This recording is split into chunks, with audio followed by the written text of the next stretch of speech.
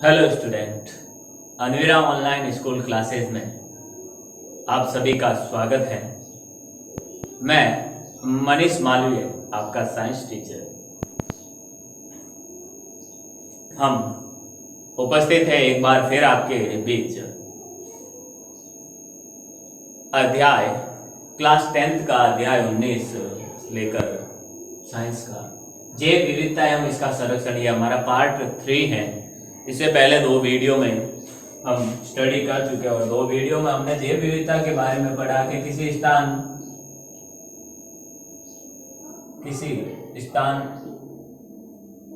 या क्षेत्र की जीव जंतुओं और पेड़ पौधों की विविधता या विभिन्नता क्या कहलाती है, हमारी जैव विविधता कहलाती है। इसके बारे में यूएसए, संयुक्त राष्ट्र अमेरिका द्वारा भी एक परिभाषा दी गई जिसमें जीवों को उनकी विभिन्नता, विषमता एवं पारिस्थितिक जटिलता के यानी जीवों में पाई जाने वाली विभिन्नता, विषमता तथा पारिस्थितिकीय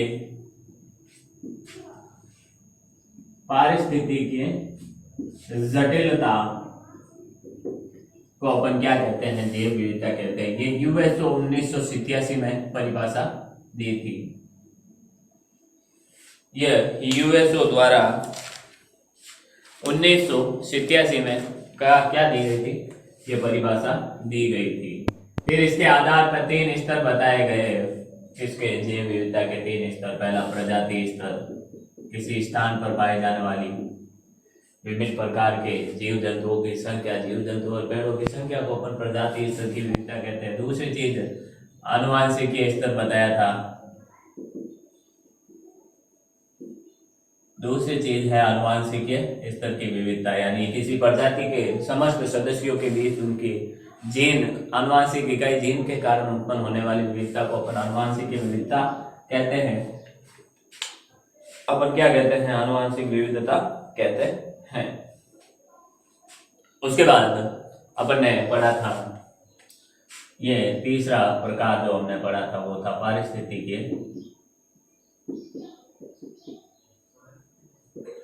पारिस्थितिकीय विभिन्नता के बारे में पढ़ा था, जिसमें विभिन्न प्रकार के मृदा, जल, मरुस्थलीय, नभजल, जलमंडल, जलचर, इन सब के पारिस्थितिकीय तंत्रों के अंतर की विभिन्नता को अपन ने क्या बोला था, पारिस्थितिकीय तंत्र की विविधता बोला था। इसके बाद हमने भारत की जैव विविधता के बारे में पढ़ा था, ठीक है। और उसके बाद हमने पढ़े थे जैव विविधता तप्त स्थल के बारे में, बायोडाइवर्सिटी हॉटस्पॉट के बारे में पढ़ा था, ठीक है।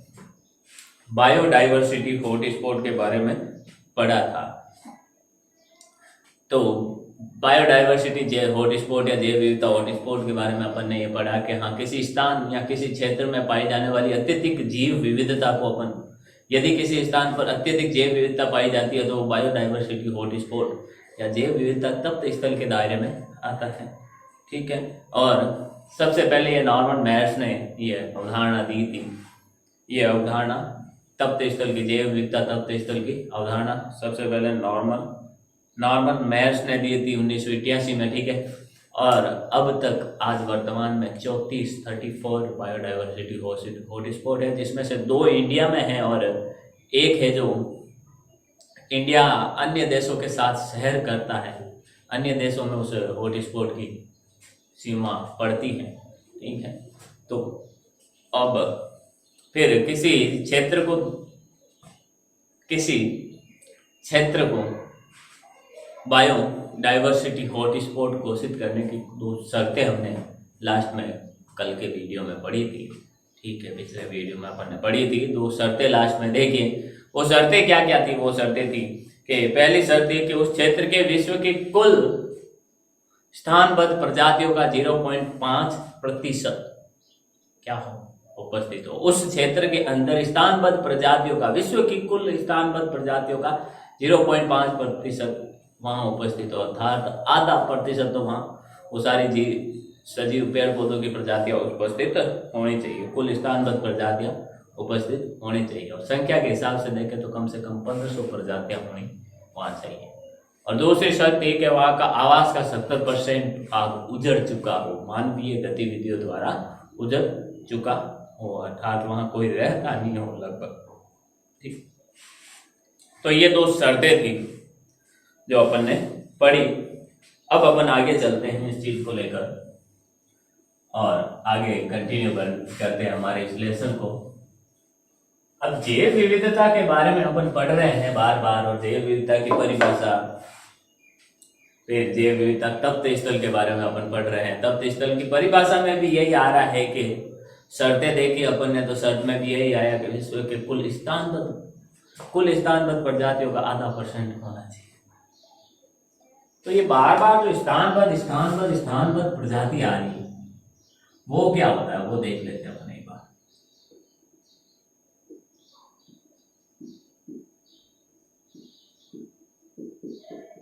ये स्थानबद्ध प्रजाति क्या होती है, ऐसा क्या है स्थानबद्ध प्रजाति, वो पढ़ते हैं अपन। देखिए सबसे पहले स्थानबद्ध प्रजाति का मतलब है किसी क्षेत्र विशेष में पाई जाने वाली प्रजाति जो उस क्षेत्र के अलावा कहीं और नहीं पाई जाती है। देखिए, किसी क्षेत्र विशेष में पाई जाने वाली प्रजाति जो उस क्षेत्र के अलावा कहीं और नहीं पाई जाती, वो क्या प्रजाति, वो प्रजाति क्या कहलाती है, वह प्रजाति कहलाती है अपनी स्थानबद्ध प्रजाति। वो क्या कहलाती है, अपनी स्थानबद्ध प्रजाति कहलाती है, वो अपनी कहलाती है स्थानबद्ध प्रजाति, स्थानबद्ध प्रजाति कहलाती है। यही है बस, ठीक है। जैसे, अब जैसे की बात करें तो इसके एग्जाम्पल देखिए, हमारा जो राष्ट्रीय जीव है, हमारा जो राष्ट्रीय जलीय जीव है, कोई जानता है हमारा राष्ट्रीय जलीय जीव कौन सा है? कोई जानता है? देखिए मैं बताता हूं, हमारा राष्ट्रीय जलीय जीव है गांगे डॉल्फिन। कांगे डॉल्फिन नाम का हमारा राष्ट्रीय जलीय जीव है, जो गंगा नदी में डॉल्फिन नाम की मछली पाई जाती है, डॉल्फिन कहते हैं उसको, ठीक है। वो गांगे डॉल्फिन मछली हमारा राष्ट्रीय जीव है, और यह इसे राष्ट्रीय जलीय जीव 2009 में, कब? 2009 में घोषित किया।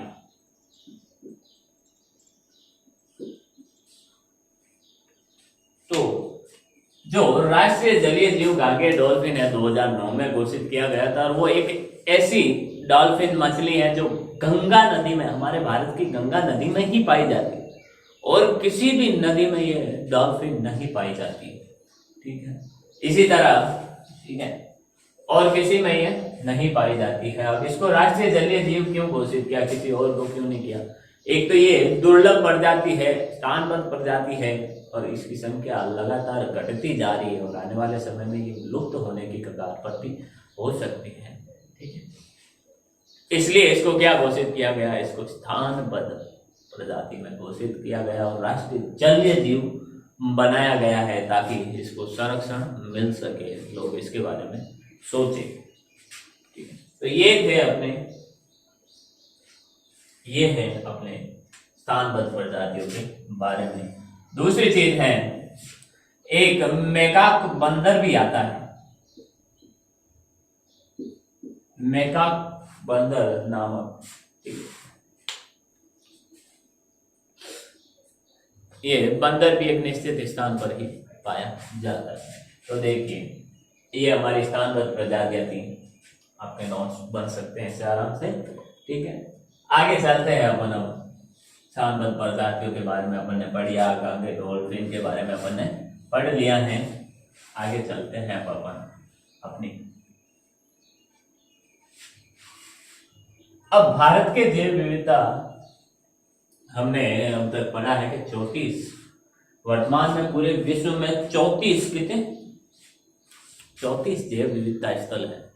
ठीक है, तो अपन पढ़ते हैं अब भारत के जैव विविधता स्थल। भारत के जैव विविधता स्थल या जैव विविधता तप्त स्थल भी कहते हैं। यानी इंडिया के बायोडायवर्सिटी हॉटस्पॉट के बारे में अभी अपन पढ़ेंगे। तो भारत में टोटल 3 हॉटस्पॉट अपन कह सकते हैं।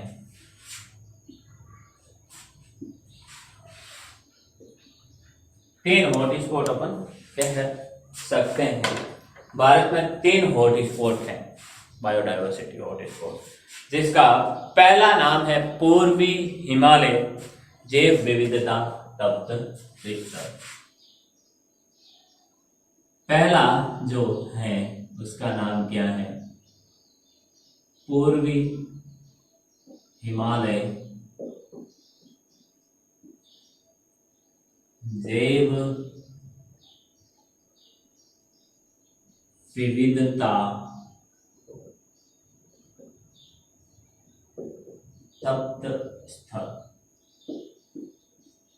जैव विविधता तप्त स्थल। दूसरा है पश्चिमी घाट जैव विविधता तप्त स्थल। दूसरे का नाम है पश्चिमी घाट जैव विविधता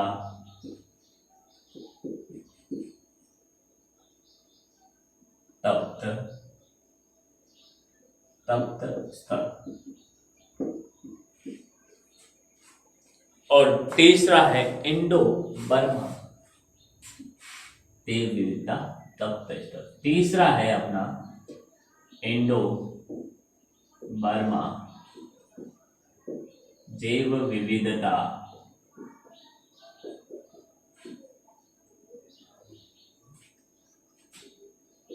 तप्त स्थल। ये 3 भारत में क्या है? जैव विविधता तप्त स्थल है। जैव विविधता तप्त स्थल है। 3 भारत के जैव विविधता तप्त स्थल हैं। ठीक है, देखिए भारत में 3 जैव विविधता तप्त स्थल: पूर्वी हिमालय जैव विविधता तप्त स्थल, पश्चिमी घाट जैव विविधता तप्त स्थल और इंडो बर्मा जैव विविधता तप्त स्थल है। ठीक है, ये जो जैव विविधता तप्त स्थल हैं वो हमारे, तो पूर्वी हिमालय जैव विविधता तप्त स्थल है वो किन क्षेत्रों में फैला है? तो देखिए असम,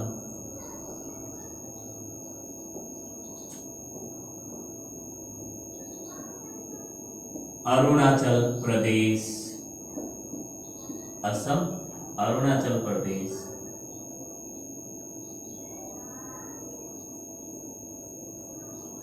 सिक्किम और पश्चिम बंगाल। इन 4 क्षेत्रों में ये पूर्वी हिमालय जैव विविधता तप्त स्थल फैला हुआ है। यहाँ ऐसे जीव हैं जो सिर्फ इसी क्षेत्र में पाए जाते हैं, ऐसी प्रजातियों के जीव हैं जो क्या करते हैं, इसी क्षेत्र में पाए जाते हैं। जैसे यहाँ के जो प्रमुख जीव हैं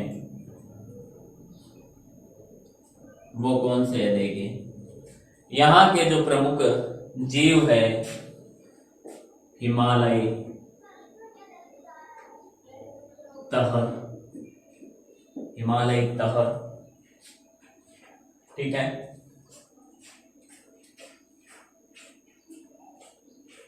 हिमालय तहर, सुनहरी गिलहरी, सुनहरी लोमड़ी,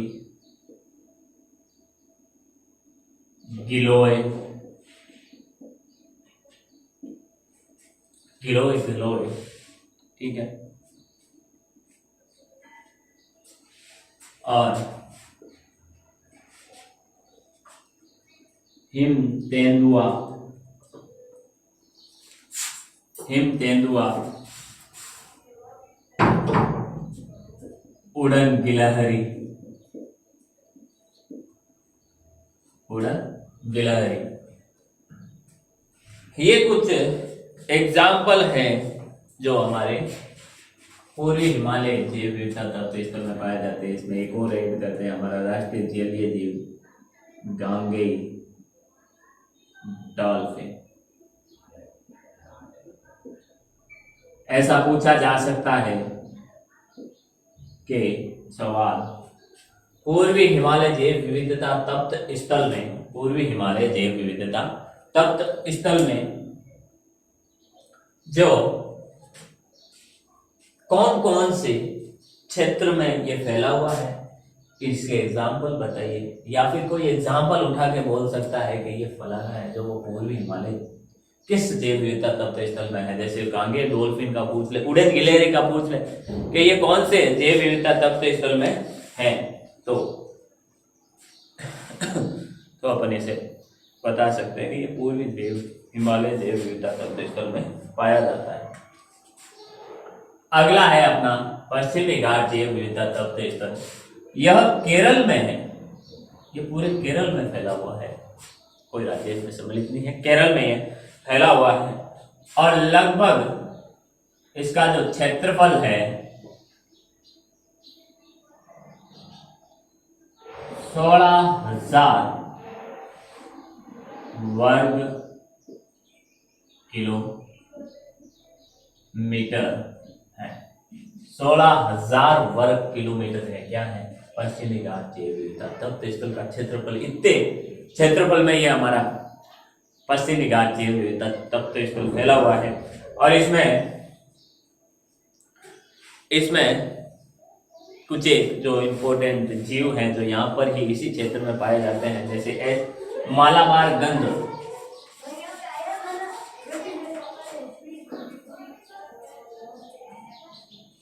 इस क्षेत्र के जो प्रमुख जीव हैं वो हैं मालाबार गंध बिलाव,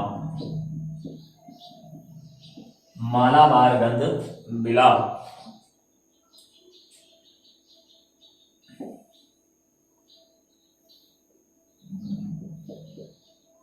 एशियाई हाथी इस क्षेत्र में पाया जाता है, पश्चिमी घाट जैव विविधता क्षेत्र में, ये और कहीं नहीं पाए जाते एशियाई हाथी, ठीक है।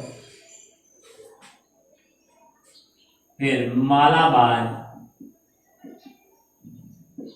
Grey hornbill, Malabar grey hornbill,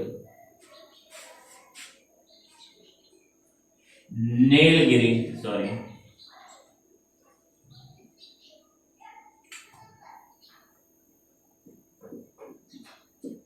Nilgiri बंदर, नीलगिरी तहर और मेगाक बंदर,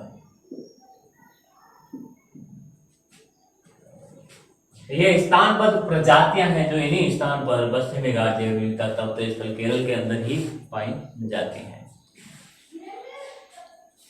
केरल के अंदर ही पाई जाती है। तो ये कुछ एक अपने जंतु थे। अब अपन तीसरा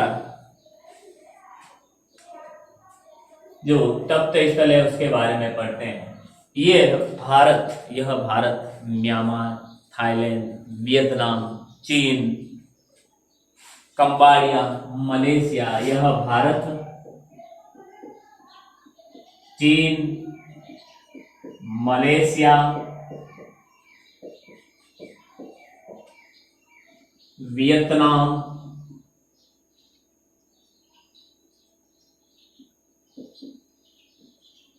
कंबाडिया,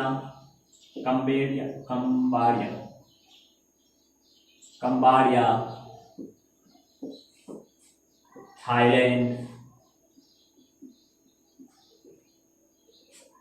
भारत, चीन, मलेशिया, वियतनाम, थाईलैंड और म्यांमार क्षेत्र में फैला हुआ है। म्यांमार क्षेत्र में फैला हुआ है। ये भारत के साथ साथ कुछ अन्य देशों में भी फैला हुआ है। इसीलिए भारत के जो प्रमुख जैव विविधता तप्त स्थल है वो 2 है, बाकी तीसरा हमारे भारत के अंदर थोड़ा बहुत फैला हुआ है। इसका जो क्षेत्रफल है, इसका क्षेत्रफल है 23,73,000 वर्ग किलोमीटर। इंडो बर्मा जैव विविधता तप्त स्थल भारत, चीन, मलेशिया, वियतनाम, कंबाडिया, थाईलैंड, म्यांमार आदि में फैला हुआ है। म्यांमार आदि में फैला हुआ है, ठीक है। और यह क्षेत्रफल 23,73,000 वर्ग किलोमीटर में फैला हुआ है। तो ये भारत के जैव विविधता तप्त स्थल है। इस पर आराम से 2 से 3 नंबर का जो अति लघुत्रात्मक सवाल अपन कह सकते हैं, या फिर निबंधात्मक भी बन सकता है, लेकिन निबंधात्मक बनने के चांसेस कम है। लेकिन लघुत्रात्मक सवाल इसमें से बनने का पूरे चांसेस है। छोटे सवाल अति लघुत्रात्मक और लघुत्रात्मक दोनों भी बन सकते हैं। कैसे कि अगर पूरा ही 3 नंबर का सवाल देके आपको पूछ ले कि भारत के जैव विविधता तप्त स्थल के बारे में बताइए, भारत के जैव विविधता तप्त स्थल के बारे में बताइए, तो अपन को इसके बारे में बताना है जो अपन ने अभी पढ़ा है। छोटे छोटे सवाल कुछ भी पूछ सकता है, कोई एग्जाम्पल देके हमें पूछ सकता है कि ये भारत के कौन से जैव विविधता तप्त स्थल में पाया जाता है, नाम लिखो, ठीक है। किसका क्षेत्रफल कितना है, इसका पश्चिमी घाट जैव विविधता क्षेत्रफल कितना है, उसका कितना है, ठीक है, कहाँ है, कौन से क्षेत्र में स्थित है, ठीक है। तो ये हमारे जैव विविधता तप्त स्थल है। एक बार अपन इसको वापस अच्छे से रिवाइज कर लेते हैं। पूर्वी हिमालय जैव विविधता तप्त स्थल असम, अरुणाचल प्रदेश, सिक्किम, पश्चिम बंगाल, इन क्षेत्रों में ये क्या है, फैला हुआ है। फिर प्रमुख जीव यहाँ कौन से, हिमालयी तहर, सुनहरी लोमड़ी, गिलोय, हिम तेंदुआ, उड़न गिलहरी, डोंगे, डॉल्फिन, ये यहाँ के प्रमुख जीव है जो इसी जगह पर पाए जाते हैं। दूसरा है पश्चिमी घाट जैव विविधता तप्त स्थल, यह केरल के अंदर फैला हुआ है। क्षेत्रफल 16,000 वर्ग किलोमीटर, जो क्षेत्रफल है यहाँ का वो 16,000 वर्ग किलोमीटर में फैला हुआ है। यहाँ के प्रमुख जीव मालाबार गंधबिलाव, यहाँ के जो प्रमुख जीव हैं वो है मालाबार गंधबिलाव। यहाँ का जो प्रमुख जीव है वो मालाबार गंधबिलाव, एशियाई हाथी, मालाबार ग्रे हॉर्नबिल, नीलगिरी तहर और मैकाक बंदर, यहाँ के जो प्रमुख जीव है जो इसी क्षेत्र में पाए जाते हैं। इस क्षेत्र के अलावा और कहीं पाए नहीं जाते, ठीक है। ये इसी क्षेत्र में पाए जाते हैं, इसीलिए इन सबको स्थानबद्ध प्रजातियां कहा जाता है, जो एक निश्चित क्षेत्र या निश्चित स्थान पर पाई जाती है। तीसरा अपना इंडो बर्मा जैव विविधता तप्त स्थल है। भारत, चीन, मलेशिया, वियतनाम, कंबाडिया, थाईलैंड, म्यांमार, इन देशों में ये फैला हुआ है। सिर्फ भारत देश में नहीं, भारत के पड़ोसी देशों में भी ये फैला हुआ है। और इसका क्षेत्रफल 23,73,000 वर्ग किलोमीटर है। आप सोच सकते हो कितनी यहाँ पर प्रजातियां होगी, स्थानबद्ध प्रजातियां यहाँ पर कितनी होगी। ठीक है, तो देखिए ये हमारा आज का टॉपिक। मैं चाहूँगा कि आप इसका एक बार स्क्रीन शॉट ले लें ताकि आपके नोट्स हो जाएंगे, एक नोट हो जाए। तो ये थी आज हमारी क्लास जिसमें अपन ने स्थानबद्ध प्रजातियों और भारत के मोस्ट इम्पोर्टेंट जो सवाल है भारत के जैव विविधता तत्व स्थल के बारे में अपन ने पढ़ा है। उम्मीद करता हूँ जो भी पढ़ाया गया है आज वो आपको अच्छे से समझ में आया होगा। Thank you.